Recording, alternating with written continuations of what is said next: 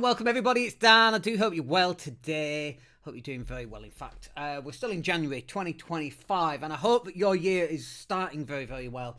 And in today's session, I wanted to talk about what people focus on versus what they should actually focus on, because it's really easy to get distracted. I am an expert at being distracted. It's actually one of the reasons why on the side here we actually have an agenda which reminds me about what on earth I'm supposed to be speaking about, so I can actually get through the podcast, because if not I go off on all sorts of different tangents.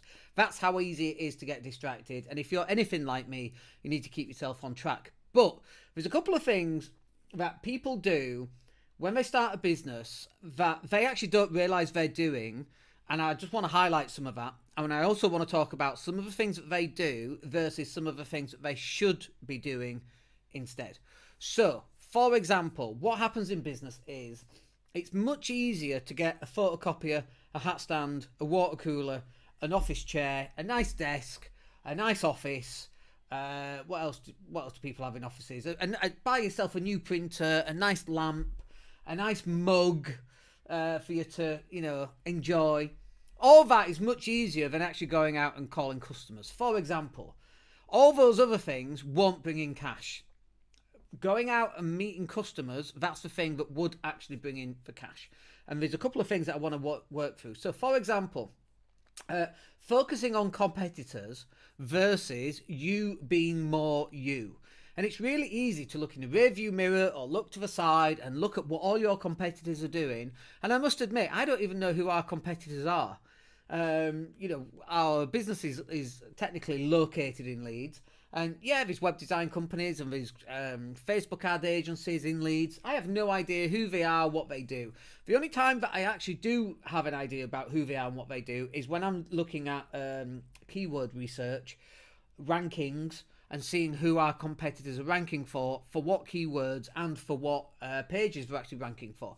Other than that, I don't look at them at all. I might do a little bit of competitor research, which is, do they go live? How often do they go live? What's their content looking like? They never have content. They just don't create any content. I don't know how they're still in business. I don't know how people still know they exist. Word of mouth, I'm guessing, and that's fine. Word of mouth is also good for us as well. So focusing on your competitor, I think, is a thing that it can take up all your focus and all your energy. And actually, if you just focused on being more you, if you just focused on live streaming as much as you can, creating little shorts, putting content out as much as you can, picking up the phone, speaking to your existing customers, picking up the phone, speaking to people who are in your phone, making contact out on LinkedIn and other social media platforms like Facebook and Instagram and so on, and just actually reaching out. Like, all of that stuff is actually going to help you much more than looking at competitors and working on what are they doing and getting focused on what they're doing. And, you might get a leaflet from a competitor. Like, if you get a leaflet from a competitor and you're like analysing the leaflet, it should be like, well, if you're a business that actually relies on leaflets, then why is your leaflet not out there anyway? So yeah, sure, maybe getting an idea, oh my gosh, this company's doing leaflet drops, we should be doing leaflet drops. But if a leaflet drop works, why would you turn it off anyway? And a leaflet drop, for example, is just one small percentage ingredient of an overall marketing campaign next to website design, content, Facebook ads, Google ads, podcasting, and all that good stuff. So, focusing on your competitors, I'm not saying that you don't do it. I'm saying that when you get obsessed and constantly every day looking at your competitors, instead of actually putting content out, it's not going to work in your favour. Next one then, a big one this for me, your Instagram grid is really unimportant. The only person who cares about your Instagram grid is you. Nobody else cares, right? Because the way that people consume Instagram is they go on Instagram, they're either going to go through the feed and they're going to scroll. They're not looking at a grid. They're not looking at your grid, because no one cares about you, right? No one cares about me. They just might happen to see me as they're scrolling through, and that's on a post. Or on Reels, they might see the Reels. Now, it's exactly the same on Facebook as well, although it's slightly different because Facebook doesn't have a grid. But when someone goes on Facebook, they're looking at what comes up in their timeline. They're not going to your profile and then going through all your profile. Now, There is a caveat to that. Sometimes people do, you know, when they're stalking you or when they're ready to make a payment, at that point they might be doing it. But this is the problem. You spend so much time focusing on this Instagram grid when actually, if you just got more content, took more pictures, got more video, did more live streaming, chopped them up into smaller shorts, posted those out, got your leaflet drops done. If you just did all of that, you wouldn't care about your Instagram grid because you'd be too busy to be worrying about your Instagram grid. So if you are concerned about your Instagram grid, like, move that focus off and move it onto more content. You know, we say it day in, day out, more content is really the key in 2025. And that's going to continue to happen. The next one then is, as a website design company, you know, we had one, they had like 85 changes to their website. 85 changes. And they had a great looking website. And they still needed more changes. And it's like, first up, the website changes that you're asking us to make is that it looks good to you. Not what works, not the benefit of our experience. Oh no, I need you to change this. No, don't change that. That's the whole point of it being there. No, change it. Like, okay, you're missing the point of using an experienced web design agency. That's why we do it. And it's not about how your website looks. It's about the conversion. But also, it's about how many people are visiting your website. Focus on that. How many visitors have actually been on your website this week? Like, and if you don't know, and obviously most people don't actually know that, if you don't know, you need to find out. How do you find out? Go and install Google Analytics, Sitekit, Monster Analytics, whatever that happens to be on WordPress. Whatever you can do. If you get stuck, come and hit us up and we'll help you. But more traffic going to your website is going to help you close more business. The perfect website is not going to help, because there's no such thing as perfect anyway. The perfect thing for you and how you think it looks might be completely wrong for conversion. But you don't know that because you've got no experience in website design and conversion. Whereas actually, if you allowed the trust in us or whoever it is that's doing your website, then allow us to do the things that we know actually works, not the things that you think will work because it looks nice to you. Get more traffic to your website. And obviously, if you want to get more traffic, we're back to content again, aren't we? Content, paid ads, and things like that, really. Finally, on this one, is waiting for your business cards versus actually networking. And, you know, in coaching calls, I said to people, have you done any networking events? No, I'm waiting for my business card. Okay, well, when's that coming? Oh, they're not even printed yet. I'm just waiting for the designer. Right, how long have you been waiting? 3 weeks. Like, dude, you could have closed some business. You don't need business cards to go to a networking event.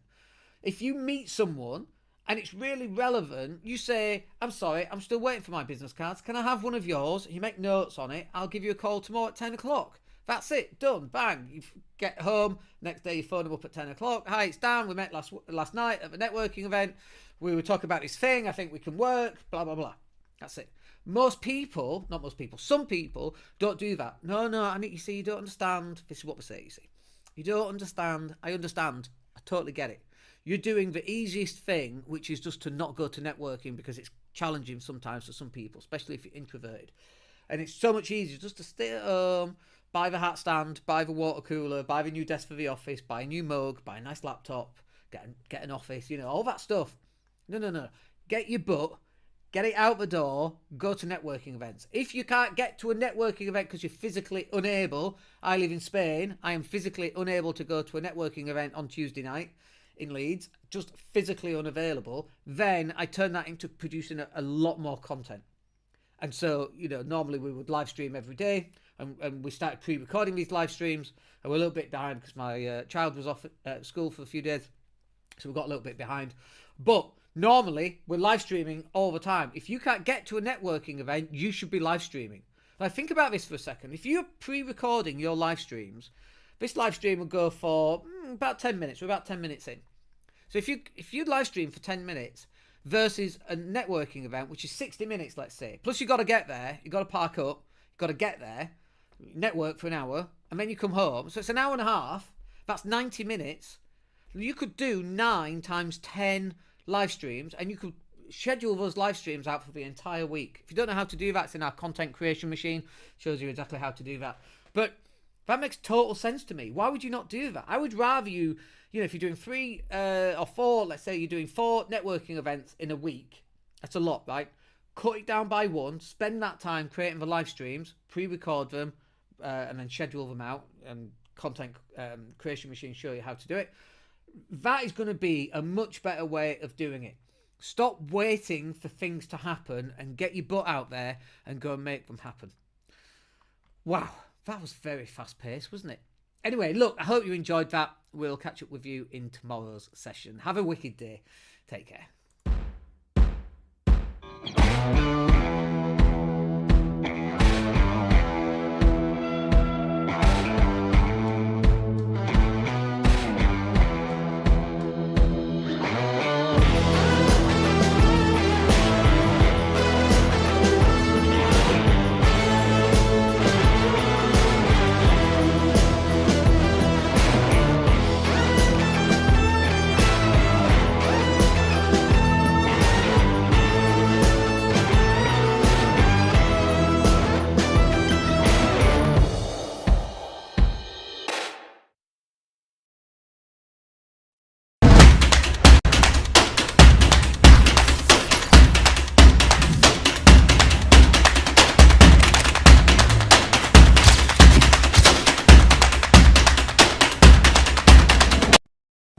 Oh, hello.